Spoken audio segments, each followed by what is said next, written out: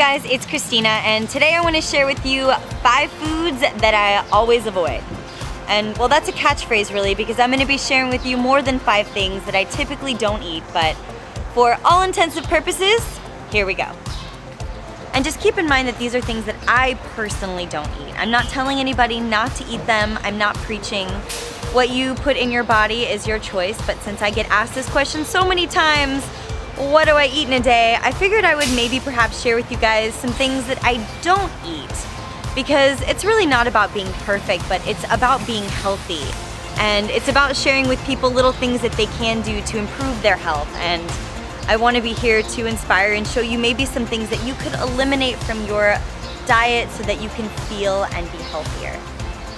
So I'm standing in front of a regular grocery store right now, and since I wouldn't typically buy these items, I'm not gonna buy them. I'm just gonna show you what I don't typically eat, and then I'm just gonna leave them in the store and hopefully inspire you. Okay, so before I share with you number 1, since I'm vegan, it goes without saying that I don't eat any meat or dairy, and I've excluded those from my list of 5 things because it makes it more interesting for me and for you. And it also means I don't eat things like chicken or steak or cheese or milk, anything like that. People always look at me when I film in public by myself. And sometimes people stand around and watch. Mufasa is on point today. And I just want to point out that anytime you walk into any grocery store, it's usually the produce section that is right there in front. This is usually the only section that I ever go into in any grocery store, if I'm ever in a grocery store, because most of you guys know I run my own produce co-op, and we rock, so you can check that out at rawfullyorganic.com.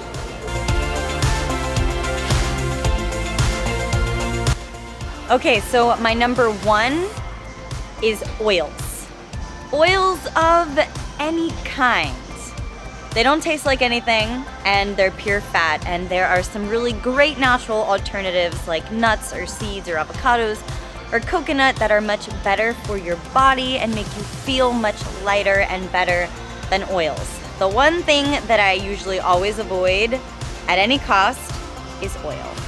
From olive oil all the way to canola oil, it's much better to eat the whole food than the extracted, man-processed source of oil. For instance, I would much rather eat avocado than avocado oil. I would much rather eat a coconut rather than the coconut oil because it's one less step man-processed. No, you're fine. You're fine. You're Rawfully Christina. Yes, I know you. Hi. We ran into a fan. I'm a fan. I'm a That's huge awesome. fan. Well, you'll get to see this vlog when I post it. It's going up tomorrow. Awesome. It's about the 5 foods that I always avoid. Oh. Yeah, that's it. I Say will hi. probably be watching it anyway. Hi.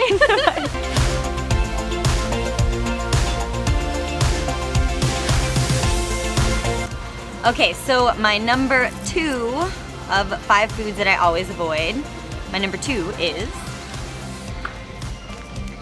refined sugar, or any type of processed sugar of any kind. If you want to die early, be overweight, potentially have a heart attack, then this is the way to go. So as I'm standing here and looking at all of the different kinds of packaged sugar, I just want to say that this is not all inclusive to just this aisle of the grocery store. When you start looking at labels, look for things like refined sugar on your labels. This is in like so many different products out there. Try and avoid refined sugars if you can. Better alternatives to consume would be things like fruit. Fruit is nature's candy. It is so good, and it is a food that your body recognizes as fuel and is a good carbohydrate for your system. Not to mention dates. Dates are amazing. Or how about even coconut nectar instead of agave, and even sugar cane. All are great alternatives to refined sugar.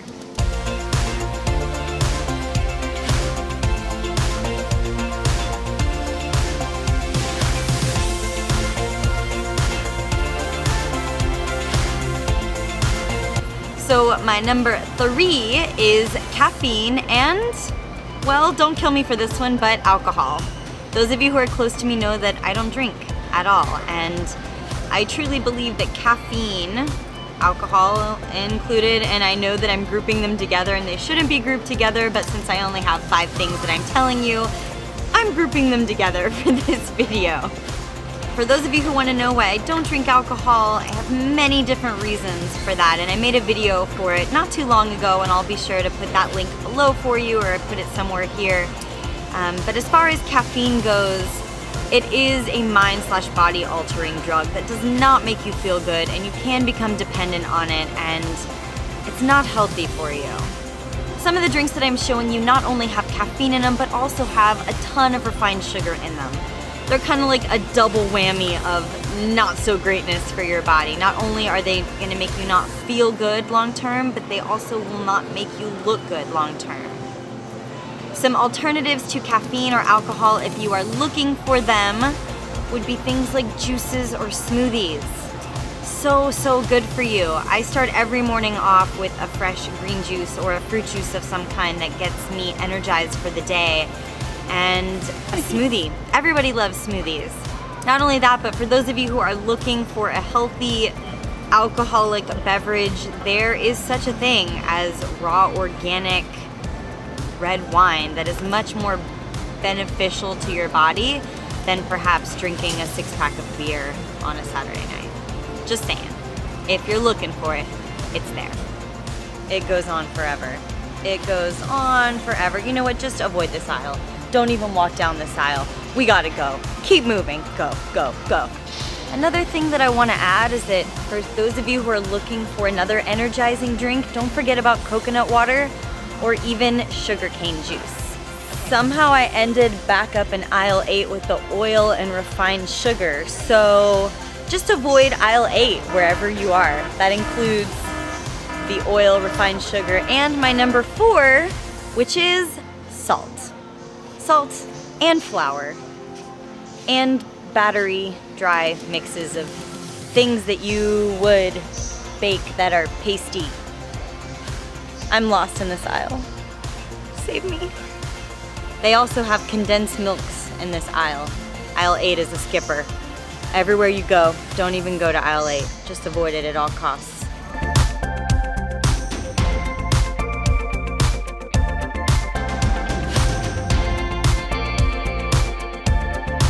Okay, so my number 4 is salt. And I know salt is something that people like to sprinkle on their foods to give it flavor, but the thing is that you don't really need to put salt on your food. And it's something that actually makes your body retain a lot of water. It can cause you to gain a lot of weight over time. And I know that your body needs natural salt, and you can get this through really any fruit or vegetable. Things like celery, Swiss chard, tomatoes. Those items have natural salt in it that your body can use that will not make you wake up puffy in the morning or retain a lot of water. And again, I'm not telling anybody not to, but I'm just saying that I've noticed that for me, even if I'm putting on raw, vegan, pink Himalayan salt, I notice I wake up in the morning with puffy eyes and feel like I'm retaining a lot of water. So that being said, I always try to avoid salt whenever I can because I don't feel good when I consume it. Time to leave aisle 8. We've graduated. And my number 5 is going to be kind of painful because I think it eliminates all the rest of the aisles in the grocery store. But I'm just going to say it. Number 5 is gluten. Sure, you want to take a picture with me? I'm vlogging. You can come on in. We have another visitor. You want to be in my vlog? Yes. Hey! Oop, we dropped the camera. All of our friends. Yeah, we're saying hi to you Hi, too. I'm filming a video on 5 foods that I always avoid. Oh, pasta. What aisle are we in? Yep, oh, we're in the pasta aisle. Since I'm standing here, I'm gonna go ahead and read the definition of gluten from the dictionary to make sure that I get it right, that I'm not confusing anybody. Gluten, from the Latin stem of the word glue, is a mixture of proteins found in wheat and related grains, including barley, rye, oat, and their species and hybrids. Gluten gives elasticity to dough, helping it rise, and keeps its shape, and often gives the final product of a chewy texture. So more specifically, when I'm talking about gluten, I'm talking about really unhealthy grains and rice and bread and pasta. Now, there are going to be some exceptions here, especially to those who are transitioning. You can find healthier alternatives to different types of these products that don't have gluten that are going to make your transition to eating healthier a lot better for you. But as I'm standing in this aisle of the grocery store, I want to just say there are a lot of items that have gluten in them that are not good for you. If you want clear skin, if you want better energy, if you want to wake up in the morning feeling more energized and vibrant, if you have issues with constipation or digestion, eliminating gluten is going to help you immensely. Please give this one a try. There are a ton of things that include gluten, so if you're interested in eliminating that from your lifestyle, I would definitely Google it and make sure that when you go to the grocery store, you are buying something that is gluten-free. But I can already tell you right now that some easy alternatives to this would be fruits and vegetables. All the time, baby. All the time. My favorite gluten alternatives are actually zucchini pasta or any other type of vegetable pasta that you can make with your spiralizer. And I just posted a recipe for one on my Instagram a few days ago. And dehydrated snacks. Those are a great alternative to eating gluten.